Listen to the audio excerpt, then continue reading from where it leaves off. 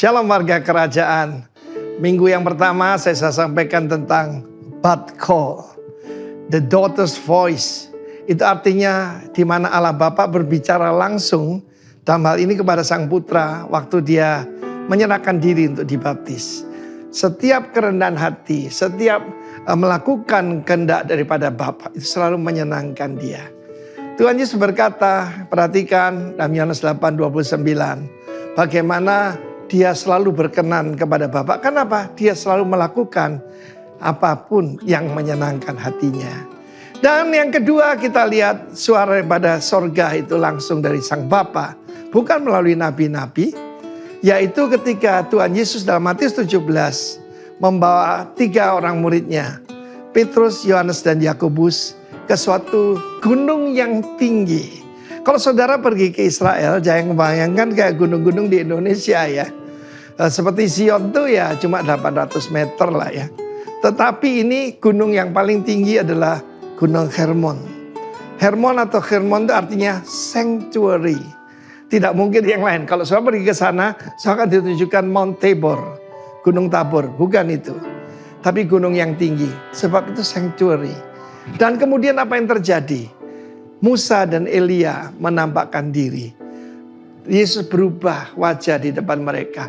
Bahkan pakaiannya putih bersinar berkilau-kilauan. Satu hal yang kita harus tahu, our Father, our Lord and the Spirit of God is the Lord of glory. The Father of glory, the Lord of glory and the Spirit of glory. Dan kita sebagai umatnya yang tadinya tidak punya dan kehilangan kemuliaan Allah akan dikembalikan kepada kemuliaan Allah itu sendiri. Dan pada saat itu ketika mereka sedang pasti terkagum, tertegun, tercengang-cengang melihat Musa dan Elia. Saudaraku, firman Tuhan menunjukkan bagaimana di dalam kekekalan itu sungguh ada. Your loved ones akan kita temui lagi. Dan pada saat itu berbicara tentang kepergiannya ke Yerusalem. Tidak untuk sebagai turis, tapi akan mencapai purpose, menyerahkan nyawanya bagi tebusan banyak orang.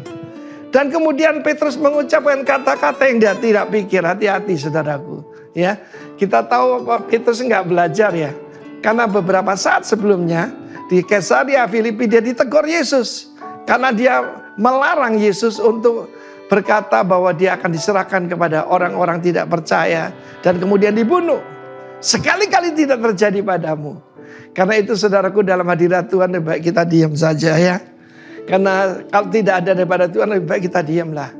Dan apa yang terjadi? Awan kemuliaan itu datang.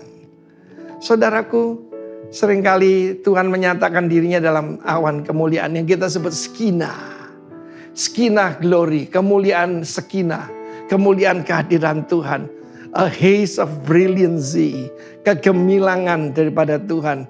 Tuhan yang mulia menyatakan diri dengan hadiratnya. Dan satu mereka sedang ketakutan.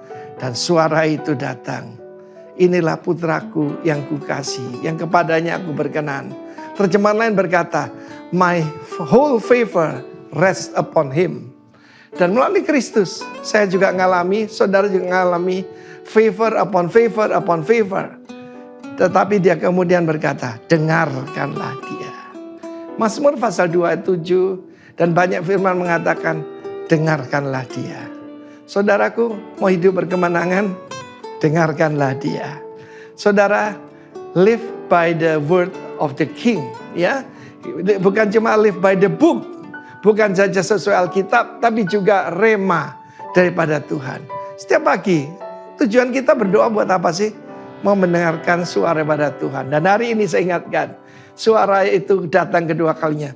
Langsung from heaven, from the Father. Ya. This is my beloved son. Kita diberkati oleh karena Yesus. Karena itu bagaimana mengalami kemuliaan itu. Dengarkanlah dia. Saya mendengar suara Tuhan.